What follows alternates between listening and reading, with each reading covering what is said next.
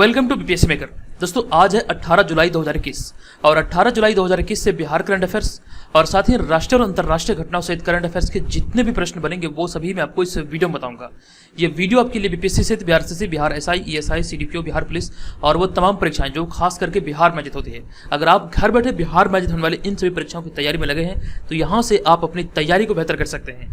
अगर आपने चैनल पर पहली बार विजिट किया तो आपको बता दूं कि जनवरी से लेकर के अब तक करंट अफेयर्स के जितने भी वीडियो चैनल पर अपलोड हुए हैं सभी को मैंने प्लेलिस्ट में अरेंज किया। आप वहां पर जाकर सारे वीडियो को एक एक करके देख सकते हैं। और रही बात पीडीएफ की, तो जनवरी, फरवरी, मार्च, अप्रैल, मई और जून ये पिछले 6 माह के करंट अफेयर्स का पीडीएफ का लिंक आपको इस वीडियो के डिस्क्रिप्शन में मिल जाएगा। आप वहां पर जाकर इसका पीडीएफ फाइल को भी डाउनलोड कर सकते हैं। चलिए अब यहां पर सीधे वीडियो पे आते हैं। और जो पिछले वीडियो मैंने आपसे प्रश्न पूछा था, यह प्रश्न था कि हाल ही में बिहार के किस जिले से लालू की नाव और तेजस्वी की पतवार पहल की शुरुआत की गई है, किस जिले से? तो देखिए यहाँ पर इस प्रश्न का जो राइट आंसर था ये हमारा होगा ऑप्शन नंबर डी, यानी कि मोतिहारी इस प्रश्न का राइट आंसर होगा। तो इस प्रश्न का सभी लोगों ने राइट आंसर किया और अधिकतर लोगों ने इसके बारे में डिटेल में लिखा है। तो जो भी प्रश्न आपसे पूछा जाता है आप उसे कमेंट बॉक्स में जरूर डिटेल में लिखा कीजिए। चलिए अब यहाँ पर हम आगे बढ़ते हैं और जुलाई माह से जो संबंधित दिवस है उन्हें देख लेते हैं। सभी लोग यहाँ पर मेरे साथ दोहराएंगे क्योंकि ये सेक्शन भी आपके लिए बहुत ही ज़्यादा इंपॉर्टेंट है। यहाँ से प्रश्न देखने को मिलता है, हर एग्जाम में एक प्रश्न है। तो 1 जुलाई को राष्ट्रीय चिकित्सक दिवस मनाया जाता है और इस वर्ष का थीम है सेव द सेवियर्स। और 1 जुलाई को इसके अतिरिक्त भारतीय स्टेट बैंक का स्थापना दिवस और अंतर्राष्ट्रीय चुटकुला दिवस मनाया जाता है। ये भारतीय स्टेट बैंक का 66वां स्थापना दिवस था, ये भी बात आपको ध्यान रखना है। और यहाँ पे आगे है 2 जुलाई। 2 जुलाई को विश्व यूएफओ दिवस, 4 जुलाई को स्वामी विवेकानंद स्मृति दिवस और इसके अतिरिक्त 4 जुलाई को अमेरिकी स्वतंत्रता दिवस भी मनाया जाता है क्योंकि 4 जुलाई 1776 को अमेरिका ब्रिटेन की गुलामी से मतलब कि आज़ाद हुआ था। ठीक है, इसी के फलस्वरूप ये प्रत्येक वर्ष 4 जुलाई को अमेरिकी स्वतंत्रता दिवस के रूप में मनाया जाता है। और 5 जुलाई को श्री गुरु हरगोविंद जयंती, 6 जुलाई को विश्व जूनोसिस दिवस, 7 जुलाई को विश्व चॉकलेट दिवस। जूनोसिस एक प्रकार की बीमारी है, ये आपको ध्यान रखना है। और यहाँ पे मैंने थीम को इसलिए अपडेट नहीं किया क्योंकि ये सारे दिवस का थीम अपडेट नहीं है, तो यहाँ पर इसलिए मैंने इसे खाली छोड़ दिया है। अब यहाँ पर हम आगे बढ़ते हैं और यहाँ पर हमारा अगला होगा 9 जुलाई। 9 जुलाई को राष्ट्रीय विद्यार्थी दिवस, 11 जुलाई को विश्व जनसंख्या दिवस। इसका इस वर्ष का थीम है वर्ल्ड पॉपुलेशन डे का rights and choices are the answer, ये आपको ध्यान रखना है। और अगला है 12 जुलाई। 12 जुलाई को विश्व मलाला दिवस, राष्ट्रीय सादगी दिवस और पेपर बैग दिवस मनाया जाता है। मलाला दिवस के बारे में कंप्लीट इन्फॉर्मेशन मैंने आपको कुछ दिन पहले यानी कल या शायद परसों वाले वीडियो में दिया था। ठीक है, अगर आपने देखा हो तो आपको ये सारी जानकारी याद होगा। और यहाँ पे अगला है 13 जुलाई। तो 13 जुलाई को शहीद दिवस के रूप में मनाया जाता है। भारत में कई ऐसी तिथियां हैं जो कि शहीद दिवस के रूप में मनाया जाता है और यहाँ पे जो 13 जुलाई वाला है ये कश्मीर में शहीद दिवस के रूप में मनाया जाता है, तो ये भी बात आपको ध्यान रखना है। यहाँ पे अगला है 14 जुलाई। तो 14 जुलाई को वायु परीक्षा दिवस के रूप में मनाया जाता है और 15 जुलाई को थेरापंथ स्थापना दिवस जो कि जैन धर्म से संबंधित है। और इसके अतिरिक्त 15 जुलाई को विश्व युवा कौशल दिवस भी मनाया जाता है। और फिर यहाँ पे हमारा अगला होगा 16 जुलाई। तो 16 जुलाई को साझा सेवा केंद्र सीएससी दिवस यानी कि सीएससी दिवस के रूप में मनाया जाता है। और आज है 18 जुलाई और आज है नेल्सन मंडेला दिवस। ये सारे दिवस को यहाँ से आपको याद रखना है। अब यहाँ पर बात है नेल्सन मंडेला के, तो इनसे संबंधित बहुत ऐसे प्रश्न हैं जो कि आपसे एग्जाम में पूछे जा सकते हैं। वो सारे के सारे जो इंपॉर्टेंट फैक्ट है इसे यहाँ पर मैंने ऐड किया है, एक एक करके हम सारे को देखते हैं। तो यहाँ पर हमारा पहला है कि प्रत्येक वर्ष 18 जुलाई को संयुक्त राष्ट्र संघ द्वारा नेल्सन मंडेला दिवस मनाया जाता है। दूसरा पॉइंट है कि नेल्सन मंडेला का पूरा नाम नेल्सन रोहिल्ला मंडेला था। नेक्स्ट पॉइंट है कि नेल्सन मंडेला दक्षिण अफ्रीका के प्रथम अश्वेत राष्ट्रपति थे।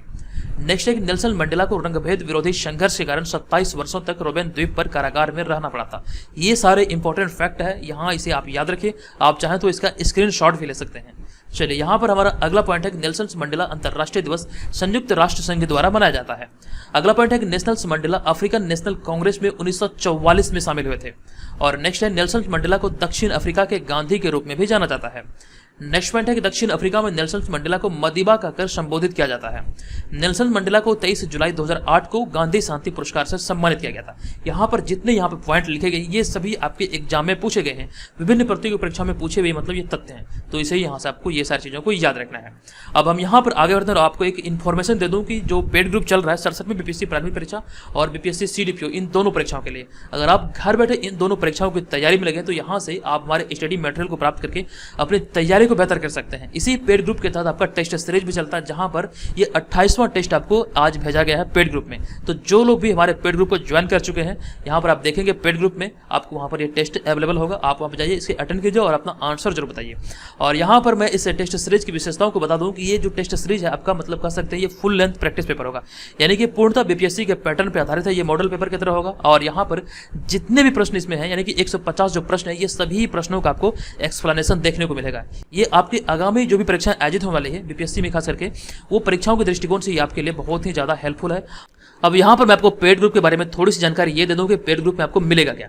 तो पेड ग्रुप में आप सबसे पहले देखेंगे आपको टेस्ट सीरीज मिलेगा और उसके बाद आपको यहाँ पर 1 साल का, यानी कि 1 वर्ष का आपको बिहार राष्ट्रीय और अंतर्राष्ट्रीय घटनाओं सहित करंट अफेयर्स का पीडीएफ मिलेगा।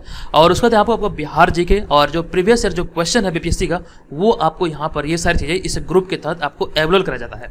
आप जो यहाँ पर इस व्हाट्सअप नंबर को देख रहे हैं, इसी व्हाट्सअप नंबर पर आप इसके बारे में डिटेल इन्फॉर्मेशन ले सकते हैं। ध्यान रहे आपको कॉल नहीं करना है बल्कि मैसेज करना है, ठीक है। तो यहाँ पर जो लोग हमें ज्वाइन नहीं किए हैं, ज्वाइन कीजिए। ऑलरेडी से लगभग 1300 मेंबर ज्वाइन कर चुके हैं, तो आप भी इसे ज्वाइन करके अपनी तैयारी को बेहतर कर सकते हैं। चलिए अब यहाँ पर हम आगे बढ़ते हैं और आपको ले चलते हैं सीधे पहले प्रश्न की ओर। एक एक करके मैं आपको सारे प्रश्न बताऊंगा और इनसे संबंधित जो भी महत्वपूर्ण तथ्य होंगे वो भी आपके साथ डिस्कस करूंगा। तो आपको इस पूरे वीडियो को ध्यानपूर्वक देखना है और वीडियो के अंत में जो प्रश्न आपसे पूछा जाएगा उसका आंसर आपको कमेंट बॉक्स में कमेंट करके देना है। तो चलिए आज का हमारा पहला प्रश्न है कि हाल ही में स्टेशन पुनर्विकास परियोजना के तहत पूर्व मध्य रेल के कितने रेलवे स्टेशनों को वर्ल्ड क्लास के रूप में विकसित करने की पहल की शुरुआत की गई है। पूर्व मध्य रेलवे के मतलब कितने स्टेशनों को वर्ल्ड क्लास के रूप में विकसित करने की मतलब पहल की शुरुआत की गई है। तो देखिए यहाँ पर इस प्रश्न का जो सही आंसर होगा ये होगा हमारा ऑप्शन नंबर बी, यानी कि 5 रेलवे स्टेशन को। अब यहाँ पर मैं आपको इसके बारे में बता दूं कि रेलवे स्टेशन पुनर्विकास परियोजना के तहत पूरे भारत के 123 रेलवे स्टेशनों में से पूर्व मध्य रेलवे के 5 रेलवे स्टेशनों को वर्ल्ड क्लास के रूप में विकसित करने की पहल की शुरुआत की गई है। इसमें से अगर हम रेलवे स्टेशनों की बात करें तो इस रेलवे स्टेशनों में गया, राजेंद्र नगर टर्मिनल, मुजफ्फरपुर, बेगूसराय और सिंगरौली स्टेशन शामिल है। ये 5 स्टेशनों को वर्ल्ड क्लास फैसिलिटी दिया जाएगा, ठीक है। तो इसी को ध्यान रखते हुए पूर्व मध्य रेलवे के 5 स्टेशनों को चुना गया है। और यहाँ पे हमारा अगला पॉइंट है, दूसरा पॉइंट है कि स्टेशनों के पुनर्विकास के लिए भारतीय रेल द्वारा पूरे देश में 123 स्टेशनों के पुनर्विकास का कार्य पब्लिक प्राइवेट पार्टनरशिप परियोजना यानी कि PPP के तहत निजी क्षेत्र को सौंपा जा रहा है। तो यहाँ से आपको ये सारी जानकारी याद रखना है। अब यहाँ पर मैं आपको एक बात बता दूं कि यहाँ पर सरकार इसे किस प्रकार से देख रही है। रेलवे स्टेशन का जो निजीकरण किया जा रहा है तो सरकार इसे इस प्रकार से देख रही है कि यहाँ पर फैसिलिटी बढ़ेगी और मतलब कि वर्ल्ड क्लास फैसिलिटी यहाँ पर मिलेगी। तो इसी को ध्यान रखते हुए केंद्र सरकार के द्वारा यह फैसला लिया गया है। पूरे देश में 123 रेलवे स्टेशन को चुना गया है निजीकरण के लिए। और बिहार में जो मतलब कि पूर्व मध्य रेलवे का जो मतलब मुख्यालय है हाजीपुर में, जो कि वैशाली जो मतलब कह सकते हैं वैशाली जिला का जो मुख्यालय हाजीपुर, तो यहीं पे मतलब इसका मुख्यालय है पूर्व मध्य रेलवे का। तो इसके तहत 5 रेलवे स्टेशनों को चुना गया है, ठीक है। तो ये सारी जानकारी यहां से आपको याद रखना है। चलिए यहाँ पर बात आई है वैशाली की। तो वैशाली जिला के बारे में कुछ इन्फॉर्मेशन है, यहाँ पर देख लेते हैं। आप यहाँ पर बिहार वाले मैप में देख सकते हैं, ये वैशाली है मैप में, ठीक है। अब यहाँ पर मैंने इस वाले इमेज में इसे बड़ा करके दिखाया है। वैशाली की स्थिति बिहार वाले मैप में यहाँ पर है। और सबसे पहले हम यहाँ पे बात करेंगे वैशाली की जो मतलब सीमा है, वैशाली जिले की जो सीमा है, ये कितने राज्यों के साथ अपनी सीमा साझा करती है। तो यहाँ पर हम लोग एक बार काउंट कर लेंगे। तो मुजफ्फरपुर से स्टार्ट करते हैं। मुजफ्फरपुर 1, समस्तीपुर 2, पटना 3 और छपरा या फिर सारण 4। तो कुल मिलाकर बात कर सकते हैं 4 जिलों के साथ वैशाली की सीमा साझा होती है। और वैशाली में ही एक स्थान है हाजीपुर, जो कि वैशाली जिले का मुख्यालय है यानी कि हेडक्वार्टर है। तो ये सारी जानकारी यहाँ से आपको याद रखना है। वैशाली से संबंधित एक प्रश्न और भी है बौद्ध युग से संबंधित, जहां पर एक प्रश्न आपका बनता है प्राचीन इतिहास में कि वैशाली की मतलब नगर वधु कौन थी। तो आम्रपाली इस प्रश्न का राइट आंसर है। तो ये सारी जानकारी यहाँ से आपको याद रखना है, ठीक है। चलिए अब यहाँ पर हम बढ़ते हैं दूसरे प्रश्न पे। हमारा दूसरा प्रश्न है कि बिहार सरकार की हाल ही की घोषणा के अनुसार किस वर्ग के बच्चों को डिजिटल पढ़ाई के लिए सरकार टैब या अन्य गैजेट देगी। तो देखिए यहाँ पर इस प्रश्न का जो सही उत्तर होगा ये होगा हमारा ऑप्शन नंबर ए, यानी कि 9वीं से 12वीं कक्षा तक के बच्चों को टैब या फिर अन्य गैजेट दिया जाएगा, ठीक है। ये आपको ध्यान रखना। अभी हाल ही में बिहार सरकार के द्वारा ये घोषणा किया गया है।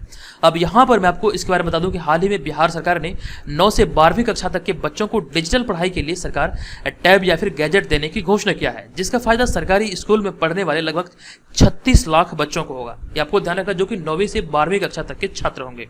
और यहाँ पे अगला पॉइंट लिखा गया कि इस पर इलेक्ट्रॉनिक उपकरण विवरण तैयार करने वाली कंपनियों के प्रतिनिधियों के साथ बैठक हुई है और प्रेजेंटेशन भी जारी किया गया है। हालांकि शिक्षा विभाग ने अभी तक तय नहीं किया है कि बच्चों को टैब दिया जाए या फिर एक छोटा लैपटॉप दिया जाए, तो इसका अभी फैसला नहीं हुआ, लेकिन ये फैसला जरूर हो चुका है। सरकार घोषणा कर चुकी है कि 9वीं से 12वीं तक की मतलब की कक्षा के विद्यार्थियों को मतलब कि कोई उपकरण दिया जाएगा जिसके माध्यम से मतलब कि पढ़ाई को जारी रखा जा सके। ठीक है, तो ये आपको यहाँ पे ध्यान रखना है। चलिए अब यहाँ पर हम बढ़ते हैं अगले प्रश्न पे। हमारा तीसरा प्रश्न है कि केंद्रीय मंत्रिमंडल ने हाल ही में स्वास्थ्य और औषधि के क्षेत्र में सहयोग करने पर स्वास्थ्य एवं परिवार कल्याण मंत्रालय तथा किस देश के स्वास्थ्य मंत्रालय के बीच समझौता ज्ञापन को मंजूरी दी है? तो यहाँ पर इस प्रश्न का जो राइट आंसर होगा ये होगा हमारा ऑप्शन नंबर ए, यानी कि डेनमार्क के साथ अभी हाल ही में समझौता किया गया है।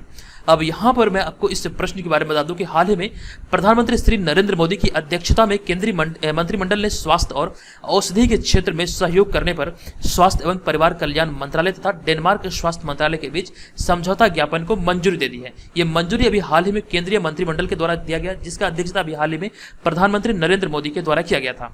अब यहाँ पर आगे लिखा गया यह समझौता ज्ञापन भारत और डेनमार्क के बीच द्विपक्षीय संबंधों को मजबूत बनाएगी। और यहाँ पे आगे लिखा गया डेनमार्क के बारे में कि डेनमार्क उत्तरी यूरोप में स्थित एक देश है और इसकी राजधानी कोपेनहेगन है और यहाँ की जो मुद्रा है ये डेनिश क्रोन है। तो इतनी सारी जानकारी यहाँ से आपको याद रखना है डेनमार्क से संबंधित है। ठीक है, चलिए यहाँ पे बढ़ते हैं अगले प्रश्न पे। हमारा चौथा प्रश्न है कि हाल ही में प्रधानमंत्री नरेंद्र मोदी ने 1583 यानी कि 1583 करोड़ रुपए से अधिक की लागत से कई विकास परियोजनाओं की आधारशिला रखी है। निम्न में से कौन सा कथन असत्य है? तो यहाँ पर इस प्रश्न का जो सही उत्तर होगा ये होगा हमारा ऑप्शन नंबर ई, यानी कि उपयुक्त में से एक से अधिक, क्योंकि यहाँ पर एक से अधिक आंसर सही है। आपसे यहाँ पे प्रश्न पूछा जा रहा है कि कौन सा कथन असत्य है या फिर गलत है, तो असत्य कथन यहाँ पर बी और सी है, यानी कि राजकोट में बाबू सभागार का उद्घाटन किया गया, ये कथन जो है ये असत्य है। और वहीं पे ऑप्शन नंबर सी में जो है कि वाराणसी गाजीपुर राजमार्ग पर 4 लेन वाले पुल का उद्घाटन किया गया, बल्कि ये 4 लेन नहीं बल्कि ये 3 लेन वाले पुल का उद्घाटन किया गया, तो ये भी ऑप्शन यहाँ पे गलत है। तो कुल मिलाकर जो हमारा राइट आंसर बनेगा ऑप्शन नंबर ई हो जाएगा यहाँ पर। अब मैं आपको इस प्रश्न के बारे में बता दूं कि प्रधानमंत्री नरेंद्र मोदी ने हाल ही में 1583 करोड़ रुपए से अधिक की लागत से कई विकास परियोजनाओं की आधारशिला रखी है और उद्घाटन किया है। और फिर यहाँ पे हमारा अगला पॉइंट पे लिखा गया कि जिसमें बनारस हिंदू विश्वविद्यालय में से 100 बिस्तरों वाली मातृ शिशु चिकित्सा शाखा की मतलब की आधारशिला रखी गई। और वहीं पे अगला लिखा गया है गोदुलिया में बहुस्तरीय पार्किंग, गंगा नदी पर पर्यटन के विकास के लिए रो वेसल्स, वाराणसी गाजीपुर राजमार्ग पर 3 लेन वाले पुल आदि का उद्घाटन किया गया है। तो ये सारी जानकारी यहाँ से आपको याद रखना है। अब हम यहाँ पर बढ़ते हैं अगले प्रश्न पे। हमारा अगला प्रश्न होगा 5वां प्रश्न, जनजातीय समुदाय के बीच कोविड टीकाकरण की गति को बढ़ाने के लिए हाल ही में किस अभियान का शुभारंभ किया गया है? तो देखिए यहाँ पर इस प्रश्न का जो राइट आंसर होगा ये होगा हमारा ऑप्शन नंबर ए, यानी कि कोविड टीका संग सुरक्षित वन, धन और उद्यम इस प्रश्न का राइट आंसर होगा। अब यहाँ पर मैं आपको इसके बारे में बता दूं कि हाल ही में केंद्रीय जनजातीय कार्य मंत्री श्री अर्जुन मुंडा के द्वारा भारत में जनजातीय समुदाय के बीच कोविड टीकाकरण की गति बढ़ाने के लिए कोविड टीका संग सुरक्षित वन, धन और उद्यम अभियान का शुरुआत किया गया है। ये आपको ध्यान रखना है। यहाँ पर अगला पॉइंट में लिखा गया है इसका उद्देश्य 50 लाख से अधिक जनजातीय लोगों को कोविड टीकाकरण अभियान से जोड़ना है। इसी को ध्यान रखते हुए भी हाल ही में कोविड टीका संग सुरक्षित वन, धन और उद्यम योजना का शुभारंभ किया गया। ठीक है, तो ये सारी जानकारी यहाँ से आप याद रखिए। अब हम यहाँ पर बढ़ते हैं अगले प्रश्न पे। हमारा छठा प्रश्न जो है ये भी इंपॉर्टेंट प्रश्न है और इस प्रश्न में लिखा गया कि निम्नलिखित में से किस शहर में हाल ही में पायलट प्रोजेक्ट के तहत देश का पहला ग्रेन एटीएम स्थापित किया गया है? किस शहर में देश का पहला ग्रेन एटीएम स्थापित किया गया है? तो देखिए यहाँ पर इसका जो राइट आंसर होगा ये होगा हमारा ऑप्शन नंबर सी। आप यहाँ पे ध्यान रखेंगे ग्रीन एटीएम नहीं बल्कि ग्रेन एटीएम है, तो इसका जो राइट आंसर होगा ये होगा ऑप्शन नंबर सी, यानी कि गुरुग्राम। अब यहाँ पर मैं आपको इसके बारे में बता दूं कि हाल ही में हरियाणा के गुरुग्राम में पायलट प्रोजेक्ट के तहत देश का पहला ग्रेन एटीएम स्थापित किया गया है और यह एक प्रकार की स्वचालित मशीन है जो कि मनी एटीएम की तरह ही काम करती है। अगला पॉइंट में लिखा गया कि इस मशीन को संयुक्त राष्ट्र के वर्ल्ड फूड प्रोग्राम के तहत स्थापित किया गया, ये भी बात आपको ध्यान रखना है। नेक्स्ट पॉइंट में लिखा गया इसे automated multi commodity grain dispensing machine भी कहा जाता है।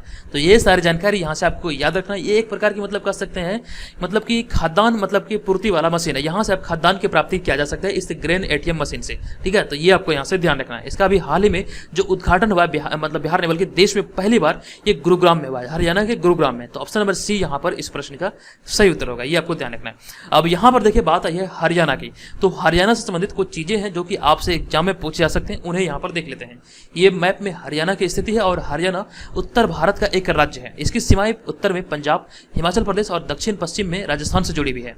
प्राचीन काल में यह राज्य वैदिक सभ्यता और सिंधु घाटी सभ्यता का मुख्य निवास स्थान रहा था। जब आप प्राचीन भारत को पढ़ते होंगे तो इसका जिक्र वहां पर होता है। यहाँ पे आगे लिखा गया यह भारत के अमीर राज्यों में से एक है और प्रति व्यक्ति आय के आधार पर यह देश का दूसरा सबसे धनी राज्य है। यह भी बात आपको ध्यान रखना है। और यहाँ पे अगला जो इंपॉर्टेंट पॉइंट लिखा गया है, इसके अतिरिक्त भारत में सबसे अधिक ग्रामीण करोड़पति जो है ये इसी राज्य में यानी कि हरियाणा में है। और हरियाणा की जो राजधानी है यह चंडीगढ़। हरियाणा राज्य का जो गठन हुआ था ये 1 नवंबर 1966 को हुआ था। और हरियाणा का जो सबसे बड़ा शहर है यह है फरीदाबाद और हरियाणा का क्षेत्रफल है 44,212 वर्ग किलोमीटर। अगर बिहार की बात किया जाए तो बिहार का जो क्षेत्रफल है ये 94,163 वर्ग किलोमीटर है।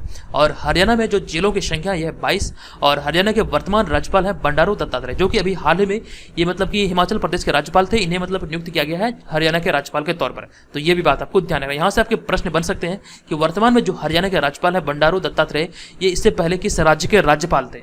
आपको पता होना चाहिए कि 8 राज्यों का राज्यपाल का तबादला हुआ था और इसी क्रम में जो मतलब हिमाचल प्रदेश के राज्यपाल है बंडारू दत्तात्रेय अभी हाल ही में हरियाणा के राज्यपाल बने हैं। तो ये सारी जानकारी यहाँ से आप याद रखिए। और अभी वर्तमान में हरियाणा के मुख्यमंत्री है मनोहर लाल खट्टर। ठीक है, तो ये सारी इंफॉर्मेशन यहाँ से आप याद रखिए हरियाणा से संबंधित। अब हम यहाँ पे बढ़ते हैं अगले प्रश्न पे। हमारा अगला प्रश्न, केंद्रीय मंत्रिमंडल ने हाल ही में केंद्र प्रायोजित योजना राष्ट्रीय आयुष्मान मिशन को अगले कितने वर्षों तक जारी रखने की मंजूरी दी है। तो देखिए यहाँ पर इस प्रश्न का जो राइट आंसर होगा ये अगले 5 वर्षों तक जारी रखने की मंजूरी दिया गया है। ऑप्शन नंबर बी यहाँ पर इस प्रश्न का सही उत्तर होगा। अब यहाँ पर मैं आपको इसके बारे में बता दूं कि हाल ही में प्रधानमंत्री श्री नरेंद्र मोदी की अध्यक्षता में केंद्रीय मंत्रिमंडल ने केंद्र प्रायोजित योजना राष्ट्रीय आयुष मिशन को अगले 5 वर्षों तक जारी रखने की मंजूरी दी है। अर्थात यह योजना अब 31 मार्च 2026 तक लागू की जाएगी। ये आपको यहाँ से ध्यान रखना। इस तरह के जो योजना वाले प्रश्न होते हैं ये इंपॉर्टेंट होते हैं, यहाँ से आपको ये सारी चीजें याद रखनी चाहिए। अब यहाँ पे आगे लिखा गया इस मिशन को पहली बार 15 सितंबर 2014 को लॉन्च किया गया था। ये डेट इंपॉर्टेंट है, 15 सितंबर 2014 को ये पहली बार लॉन्च किया गया था। और इसका उद्देश्य आयुर्वेद, यूनानी और होम्योपैथी जैसे आयुष के मतलब कि मुख्य योग्यता क्षेत्रों पर ध्यान केंद्रित करके लागत प्रभावी आयुष सेवाएं प्रदान करना है। तो ये सारी इंफॉर्मेशन यहाँ से आप याद रखिए। अब यहाँ पर हम बढ़ते हैं अगले प्रश्न पे। लेकिन दोस्तों यहाँ पर एक बात बता दूं, अगर आपको वीडियो से हेल्प मिले तो प्लीज वीडियो को लाइक जरूर कीजिए। आज के इस वीडियो का टारगेट मैं आपको दे रहा हूँ 750 लाइक का। अगर आपको वीडियो से सचमुच का हेल्प मिले तो प्लीज वीडियो को लाइक कीजिए, कमेंट कीजिए और अपने दोस्तों के साथ जरूर शेयर कीजिए। और चैनल पर अगर पहली बार विजिट करते हैं तो चैनल को भी जरूर सब्सक्राइब कीजिए, क्योंकि आपके लिए मैं इतनी मेहनत करता हूँ तो आपका फर्ज बनता है कि वीडियो को लाइक करें और चैनल को सब्सक्राइब करें। ठीक है, अब हम यहाँ पर बढ़ेंगे अगले प्रश्न पे। हमारा अगला प्रश्न हाल ही के घोषणा के अनुसार कौन सा देश 2026 में दूसरी बार विश्व बैडमिंटन चैंपियनशिप की मेजबानी करेगी। तो ये मेजबानी किया जाएगा भारत के द्वारा 2026 में, यानी कि ऑप्शन नंबर बी यहाँ पर इस प्रश्न का सही उत्तर होगा।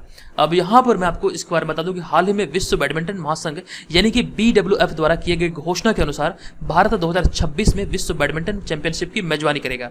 ठीक है, ये आपको ध्यान रखना है। और यहाँ पर अगला पॉइंट में लिखा गया इस प्रकार भारत द्वारा दूसरी बार विश्व बैडमिंटन चैंपियनशिप की मेजबानी की जाएगी। ठीक है, इससे पूर्व भारत के हैदराबाद में 2006 नहीं बल्कि 2009 में विश्व बैडमिंटन चैंपियनशिप का आयोजन किया गया था। और उसके बाद 2026 में यानी कि 2009 के बाद जब पहली बार 2009 में विश्व बैडमिंटन चैंपियनशिप का आयोजन हैदराबाद में किया गया था और 2026 में फिर दोबारा यहाँ पर भारत में ये आयोजित किया जाएगा। और ये कहाँ पर आयोजित होगा ये मतलब प्रस्तावित नहीं है, लेकिन भारत में जरूर होगा। ठीक है, ये भी हाल में घोषणा किया गया है। तो ऑप्शन नंबर बी यहाँ पर इस प्रश्न का राइट आंसर हो जाएगा। अब यहाँ पर बात आई है विश्व बैडमिंटन चैंपियनशिप की। तो विश्व बैडमिंटन महासंघ जो है इसकी जो सर्वोच्च संस्था है इस खेल की, उसके बारे में यहाँ पे कुछ इन्फॉर्मेशन मैंने ऐड किया है जो कि आपसे एग्जाम में पूछे जा सकते हैं। विश्व बैडमिंटन महासंघ यानी कि BWF। तो विश्व बैडमिंटन महासंघ की जो स्थापना हुई थी ये 5 जुलाई 1934 को 9 संस्थापक सदस्य देशों के साथ लंदन में की गई थी इसकी स्थापना। ये आपको ध्यान रखना है। मतलब कि स्थापना के समय इसमें 9 देश थे, जो कि अगर मैं बात करूं 9 देशों की, इसमें Canada, Denmark, England, France, Ireland, Netherland, New Zealand, Scotland और वेल्स आदि इसमें शामिल थे। ये 9 देश इसमें शामिल थे। और वर्तमान में इस महासंघ में 196 संघ मतलब कि शामिल है। और यहाँ पे अगला पॉइंट लिखा गया इसका मुख्यालय कुआलालंपुर मलेशिया में है। कुआलालंपुर जो है मलेशिया की राजधानी है, ये भी बात आपको ध्यान रखना है। और यहीं पे विश्व बैडमिंटन महासंघ यानी कि BWF का मुख्यालय है। और यहाँ पे आगे लिखा गया स्थापना के वक्त इसका मुख्यालय चेल्टेनहैम में UK में था, लेकिन 1 अक्टूबर 2005 को इसे कुआलालंपुर स्थानांतरित किया गया। तो ये सारी जानकारी आपको BWF से संबंधित याद रखना है। अब हम यहाँ पे बढ़ते हैं अगले प्रश्न पे। हमारा अगला प्रश्न है कि हाल ही में गृह मंत्री अमित शाह ने किस राज्य में राष्ट्रीय फोरेंसिक विज्ञान विश्वविद्यालय में एक शोध आधारित उत्कृष्टता केंद्र का उद्घाटन किया है। किस राज्य में? तो देखिए यहाँ पर इस प्रश्न का जो राइट आंसर होगा ये होगा गुजरात, यानी कि ऑप्शन नंबर ए यहाँ पर इस प्रश्न का सही उत्तर होगा। अब यहाँ पर मैं आपको इस बारे में बता दूं कि हाल ही में गृह मंत्री अमित शाह ने गुजरात के गांधीनगर में राष्ट्रीय फोरेंसिक विज्ञान विश्वविद्यालय में एक शोध आधारित उत्कृष्टता केंद्र का उद्घाटन किया है। अब यहाँ पर आगे लिखा गया यह केंद्र युवाओं को दवाओं और नशीले पदार्थों की लत से मुक्त कराने में मदद करेगा। इसी उद्देश्य से इसका मतलब कि अभी हाल ही में उद्घाटन किया गया है अमित शाह के द्वारा। ठीक है, ये आपको ध्यान रखना है। यहाँ पर आगे लिखा गया इसके अतिरिक्त अमित शाह ने भारतीय पुलिस के लिए महिलाओं के खिलाफ अपराध की जांच पर वर्चुअल प्रशिक्षण मॉडल का भी उद्घाटन किया है। तो ये सारे इंफॉर्मेशन यहाँ से आप याद रखिए। चलिए अब यहाँ पे बढ़ते हैं अगले प्रश्न पे। हमारा 10वां प्रश्न हाल ही में द ग्रेट बिग लाइन नामक पुस्तक किसके द्वारा लिखा गया है? द ग्रेट बिग लाइन पुस्तक जो लिखा गया है ये क्रिसिस नाइट के द्वारा लिखा गया। ऑप्शन नंबर बी यहाँ पर इस प्रश्न का सही उत्तर होगा। अब यहाँ पर इसके बारे में जानते हैं कि द ग्रेट बिग लाइन नामक पुस्तक 3 वर्षीय क्रिसिस नाइट के द्वारा लिखा गया है। आप यहाँ पर इस इमेज में भी देख सकते हैं, यही है क्रिसिस नाइट। अब यहाँ पर आगे लिखा गया यह किताब में एक शेर और 2 शावकों की कहानी है। शावक उसे कहा जाता है, शेर के बच्चों को कहा जाता है शावक, ये आपको ध्यान रखना है। और यहाँ पर आगे लिखा गया इस पुस्तक में दोस्ती, समावेशिता, वन्य जीव संरक्षण और कल्पना की दुनिया के बारे में बात की गई है और इसे पेंगुइन रैंडम हाउस इंडिया द्वारा प्रकाशित किया गया। यहाँ पर भारत में जो लॉन्च किया गया है ये पेंगुइन रैंडम इंडिया हाउस के द्वारा, मतलब यहाँ भारत में प्रकाशित किया गया। और यहाँ पे आगे लिखा गया क्रिसिस नाइट का जन्म सिंगापुर में हुआ था, लेकिन वे वर्तमान में कनाडा में रह रही है। तो इतनी सारी जानकारी यहाँ से आप याद रखिए। 3 वर्षीय लेखिका है क्रिसिस नाइट, मात्र 3 वर्ष इनका उम्र है और उन्होंने किताब लिखा जिनका नाम है द ग्रेट बिग लाइन। तो ये सारी चीजें यहाँ से आप याद रखिए। उसके बाद यहाँ पर चलते हैं अगले प्रश्न पे। हमारा अगला प्रश्न हाल ही में कौन ओलंपिक खेलों में जिम्नास्टिक प्रतियोगिता का जज बनने वाले पहले भारतीय बने हैं? तो इसका जो राइट आंसर होगा ये होगा दीपक काबरा, यानी कि ऑप्शन नंबर बी इस प्रश्न का सही उत्तर होगा। अब यहाँ पर इसके बारे में जानते हैं कि हाल ही में दीपक काबरा ओलंपिक खेलों की जिम्नास्टिक प्रतियोगिता के जज बनाए गए हैं और इस प्रकार इस पद पर चुने जाने वाले पहले भारतीय बने हैं वे। ठीक है, ये आपको ध्यान रखना। यहाँ जो आप इस इमेज में देख रहे हैं दीपक काबरा। यहाँ पे अगला पॉइंट लिखा गया टोक्यो ओलंपिक 2020 का आयोजन 23 जुलाई से 8 अगस्त 2021 के बीच होंगे। ठीक है, और वहीं पे अगर हम टोक्यो पैरालंपिक की बात करें तो टोक्यो पैरालंपिक 2020 का आयोजन 24 अगस्त से लेकर के 5 सितंबर 2021 के बीच आयोजित होंगे। तो ये सारी जानकारी पहले भी मैं आपको दे चुका हूँ। तो यहाँ पर बात आई थी ओलंपिक की, तो इसलिए यहाँ पर मैंने इसको रिपीट किया है। ठीक है, तो ये सारी चीजों को आपको यहाँ से याद रखना है। चलिए अब यहाँ पर हम बढ़ते हैं अगले प्रश्न पे। हमारा जो अगला प्रश्न है 12वां प्रश्न यह है कि हाल ही में किसके द्वारा आर्टिफिशियल इंटेलिजेंस आधारित शिकायत प्रबंधन एप्लीकेशन का शुभारंभ किया गया है? तो देखिए यहाँ पर इस प्रश्न का जो राइट आंसर होगा ये होगा हमारा ऑप्शन नंबर डी, यानी कि राजनाथ सिंह इस प्रश्न का सही उत्तर होगा। अब यहाँ पर इस बारे में जानते हैं कि हाल ही में रक्षा मंत्री राजनाथ सिंह ने नई दिल्ली में आईआईटी कानपुर के सहयोग से आर्टिफिशियल इंटेलिजेंस आधारित शिकायत प्रबंधन एप्लीकेशन का शुभारंभ किया है। ये आपको ध्यान रखना है। यहाँ से जो प्रश्न बनेंगे वो आपको ये भी याद रखना है किसकी मदद से ये मतलब इसका शुभारंभ किया गया है। तो इस ऐप का जो एप्लीकेशन का जो शुभारंभ किया गया है ये आईआईटी कानपुर के सहयोग से इस आर्टिफिशियल इंटेलिजेंस आधारित शिकायत प्रबंधन एप्लीकेशन का शुभारंभ किया गया, ये आप ध्यान रखें। और यहाँ पर नेक्स्ट पॉइंट पर लिखा गया ये सरकार की शिकायत निवारण प्रणाली को बेहतर बनाने के लिए आर्टिफिशियल इंटेलिजेंस आधारित प्रणाली है और इसके जरिए एक ही तरह के शिकायत या फिर स्पैम संदेश को आसानी से पहचाना जा सकता है। इसी उद्देश्य के साथ से अभी हाल ही में शुभारंभ किया गया है आईआईटी कानपुर के द्वारा सहयोग से, मतलब कि ठीक है। तो ये सारी जानकारी यहां से आप याद रखिए। चलिए अब यहाँ पे बढ़ते हैं आज के इस वीडियो के प्रश्न की ओर। आज के इस वीडियो का प्रश्न है कि हाल ही में केंद्रीय नागर विमानन मंत्रालय ने बिहार के किस जिले के सबैया हवाई अड्डा को रीजनल कनेक्टिविटी स्कीम अर्थात उड़े देश का आम नागरिक में शामिल किया है? अगर आपने कल वाले वीडियो को ध्यानपूर्वक देखा होगा तो इसका आंसर आपको याद होगा। इसके बारे में कंप्लीट इन्फॉर्मेशन दिया है। इसका आंसर क्या होगा कृपया कमेंट बॉक्स में कमेंट में लिखिए, अर्थात आप चाहें तो यहाँ पर इसके बारे में डिटेल में भी लिख सकते हैं। ठीक है, ये बात आपको ध्यान रखिए। अब यहाँ पर जो ये व्हाट्सअप नंबर दिख रहे हैं, अगर आप हमारे पेड ग्रुप को ज्वाइन करने इच्छुक हैं तो इस व्हाट्सअप नंबर पर हमें pre21 लिख के मैसेज कीजिए। आपको ध्यान रखना है कॉल नहीं करना बल्कि pre21 लिख के मैसेज करना है और उसके बाद आपको डेमो के तौर पे कुछ पीडीएफ मिलेगा। उसके बाद आप निर्धारित करेंगे आपको इसे ज्वाइन करना या फिर नहीं। तो दोस्तों आज के इस वीडियो में इतना ही। मिलेगी नेक्स्ट वीडियो में। ये वीडियो कैसा लगा कृपया कमेंट करके जरूर बताइएगा। चलिए धन्यवाद, जय हिंद।